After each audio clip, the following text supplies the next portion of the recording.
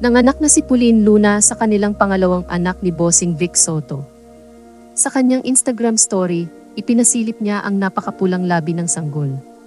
Naroon din sa hospital ang kanilang panganay na anak na si Tali upang masilayan ang paglabas ng kanyang kapatid. Bago pa man ang panganganak ni Pauline, ay nagbahagi siya ng larawan kung saan anya ay huling selfie na niya ito na siya ay buntis sa pangalawang anak. Naging sentimental si Pauline na nagpasalamat sa matagumpay na kanyang pagbubuntis sa kabila ng pagkakaroon niya ng polycystic ovary syndrome o PCOS. Anya ay super blessed siya na mabiyayaan ng pangalawang anak sa kabila ng kanyang kondisyon.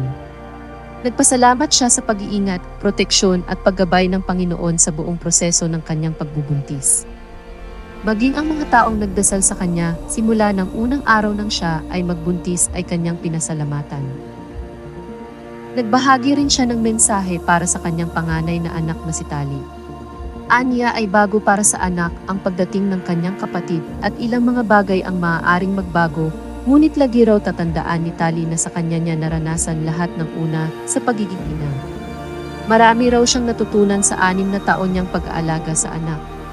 Marahil ay iniisip raw ni Tali na kailangan niya ang kanyang ina, ngunit ang katotohanan ay kadalasan mas si Pauline ang mas nangangailangan sa anak. Malaki ang pasasalamat ni Pauline na nabigyan siya ng layuni sa buhay sa pamamagitan ni Tali at naging masaya siyang ina sa pagkakaroon niya ng anak na katulad ni Tali. Nagpaabot rin siya ng mensahe para sa asawang si Bossing Vic Soto. Anya ay lubos siyang nagpapasalamat sa suporta at pagmamahal na binibigay nito sa kanya. Habang ginagawa niya raw ang kanyang post ay nakatingin siya sa asawa at punong-puno ang kanyang puso ng pasasalamat at pagmamahal. Dagdag pa niya ay mahal na mahal niya ang kanyang asawa habang buhay. Maikling mensahe naman ang kanyang ibinahagi para sa pangalawang anak nila ni Bossing Vic na pinangalanan niyang Baby Mochi. Anya ay hindi na siya makapaghintay na mayakap at mahalikan ito. Answered prayer na maituturing sa kanila ang pagdating ni Baby Mochi.